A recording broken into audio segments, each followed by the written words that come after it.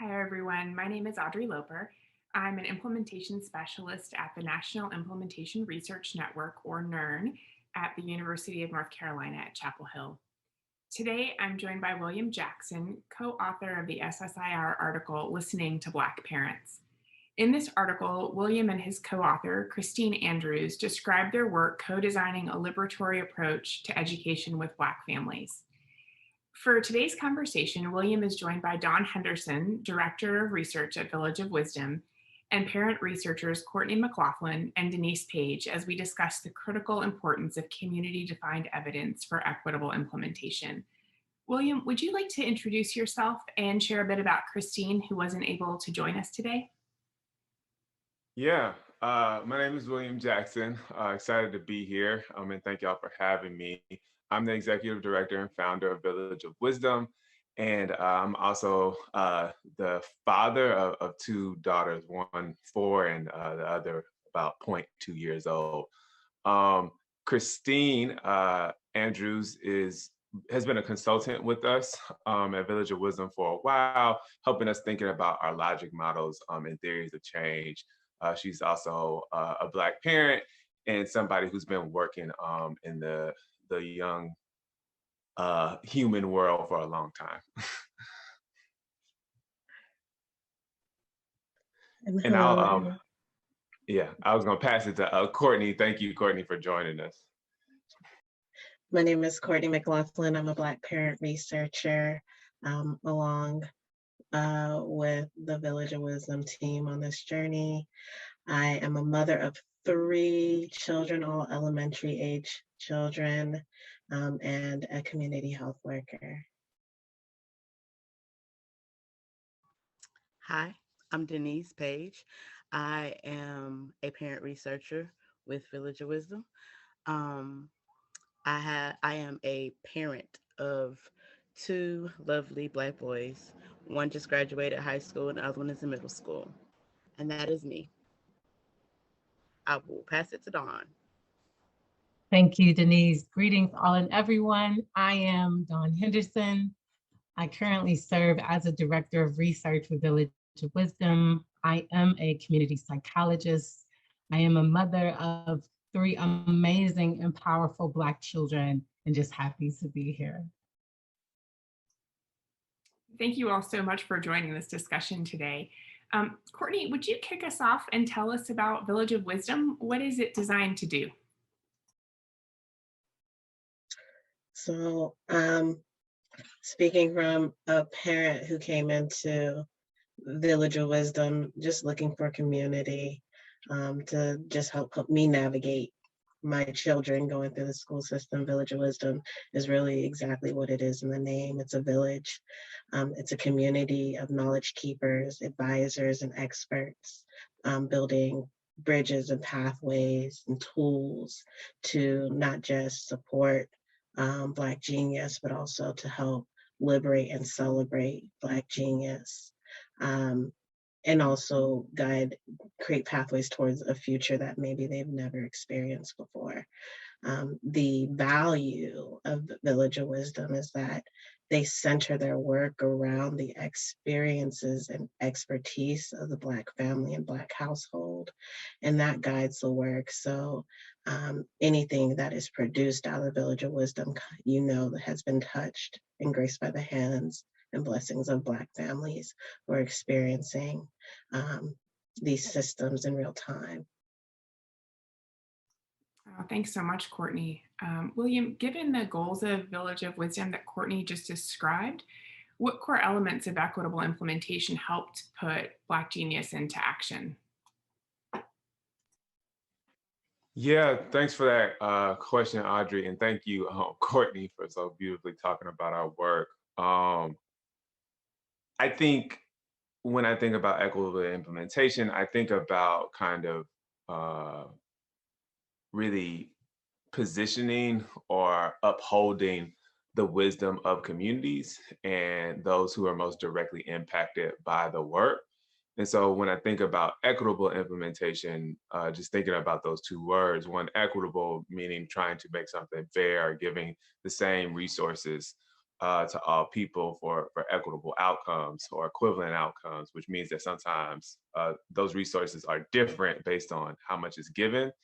And then the implementation piece of it is like actually doing it right. And so what better way to do that than put the folks who are most close to the issues, who are dealing with these issues on a day-to-day basis, in the middle of observing that thing and then coming up with the plans and strategies for what implementation looks like, right? So if we're truly going to be responsive and equitable, then that means that we need to like listen to the people who are experiencing these things. And that's really, what our approach has been about.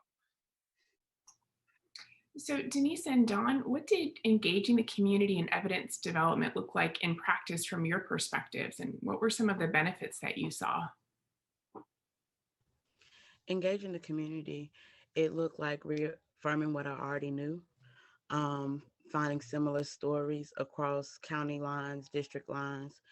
It also meant that you can start building a community with the information that you had, like connecting people to each other that may not have never been connected to each other. Because the one thing that can happen is we can get missing in the school system and not have our own community. But finding this information out and doing this research made it easier to bring people together with a common goal.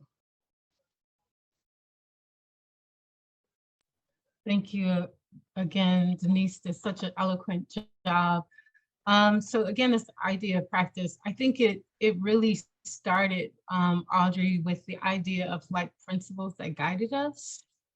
And those principles were based on the Black Genius Framework. They were based on listening deeply, listening intently, listening knowing that these people are telling the truth.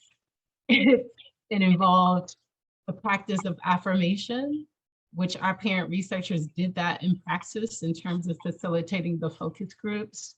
I also think it involved being mindful of suspending judgment, of being mindful of our assumptions and recognizing how those assumptions are influencing how we collect data, how we organize people. I think the benefits that we continue to see in this work is how we learn as an organization and how we learn as an individual, and reminding us of cultural humility, of making space and moving out the way for our community to be front and center. Thank you all so much for those just beautiful descriptions of your work. We know that implementation is messy and involves a lot of learning. So I'm just curious what challenges you all encountered and how did you manage some of those challenges?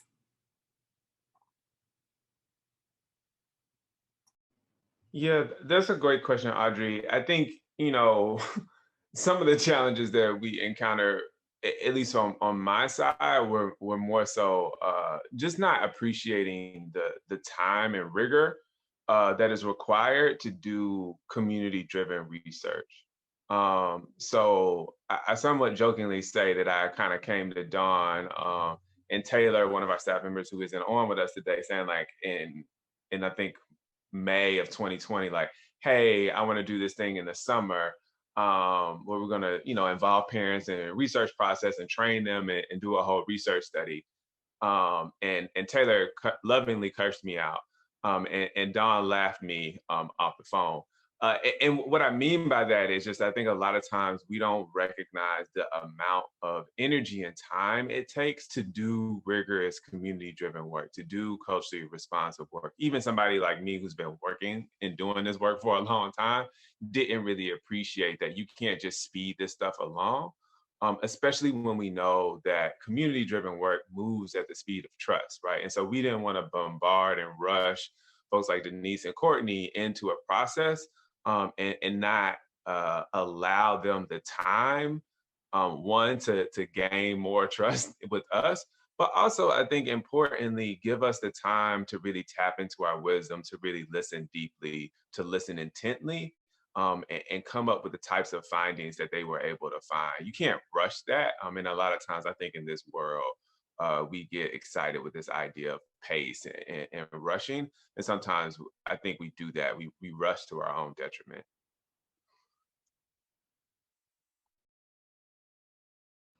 For me, the messy part was when it came down to dissemination and actually sharing out our research and getting the pushback from school districts and policymakers, not like really trusting what we had done and taking our stories as real life data.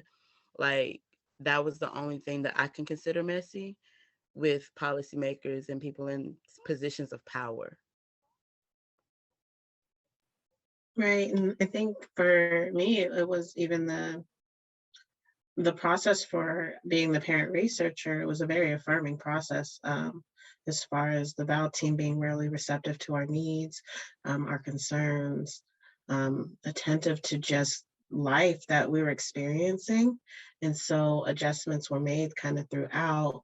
It was when the research met these other external institutions that that's when it became a little more just difficult as far as like being confronted with the realities we already faced as individuals, but now together we are facing. And so that probably was the most challenging area, but the piece of the trust that they built and that affirming space that they built throughout this process help for that to not like weigh on us when we hit those kind of gaps, those hard parts.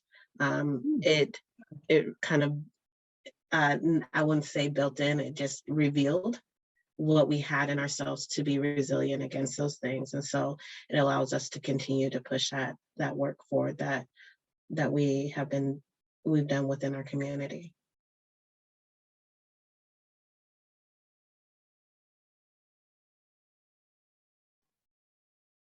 All right.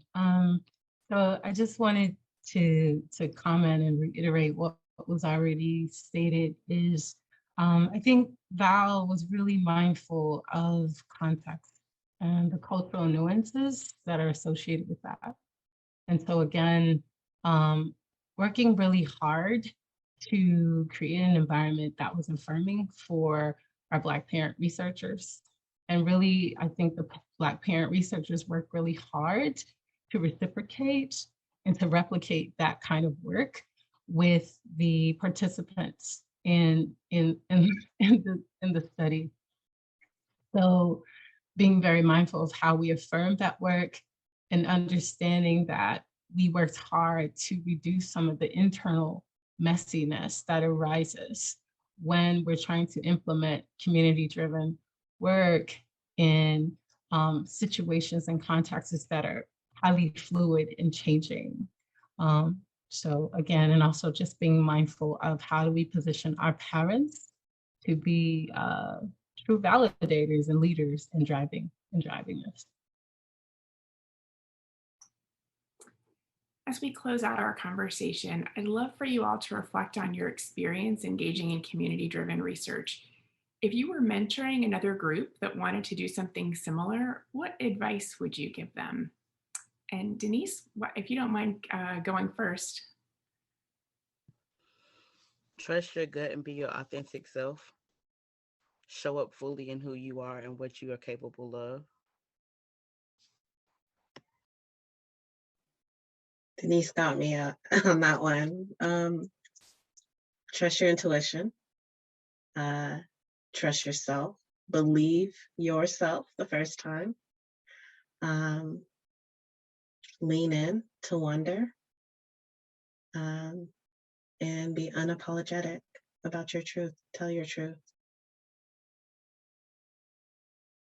If I can think of it from a perspective of a researcher, I would say move back, create space for community folks to step in.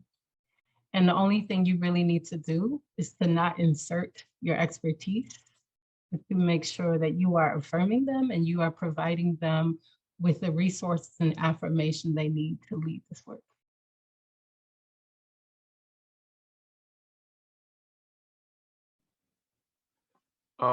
I think two things come to mind for me. One is what has already been said about listening to parents, listening to the community that's supposed to be driving the work. And what I think that means, especially for communities of color, it means not listening to like what white supremacy and kind of whiteness typically tells us is right and proper or whatever, right? And I think, you know, some of the parents remarked about this was like, we got to be really comfortable. We got to be able to think about our work and our society and our dreams without the threat of white gaze. And what that means is that allows community folks, that allows all of us, right, to tap into like our souls, our wisdom, our ancestral knowledge, and just really our full cognitive capacity when we're not concerned about how somebody else sees us as less than. And so you have to really think about what it means to create an environment where folks can bring their full self. And that probably means forgetting some of the things that you were taught about what is proper, right, or rigorous. Because the thing I've kind of come to love and appreciate about this process is that it opened up to me that we always want to be rigorous enough in our research to live up to the full dreams of Black parents and communities. And so I think the second piece of this advice is to be bold, right? To be righteous, to live, to because when we say, you know, follow your gut, what we also mean is that you're probably going to be countercultural to the current cultural like arena. If we think about what's going on in politics and in the world right now, a lot of that is just like assimilate, please be like everybody else, please just listen to what the folks in power are saying, and that just doesn't work. And it's going to take some guts, it's going to take some courage to actually go in the opposite direction. So those are my two pieces of advice. Well, I cannot thank you all enough for your time today. It's been such an absolute pleasure talking with all of you.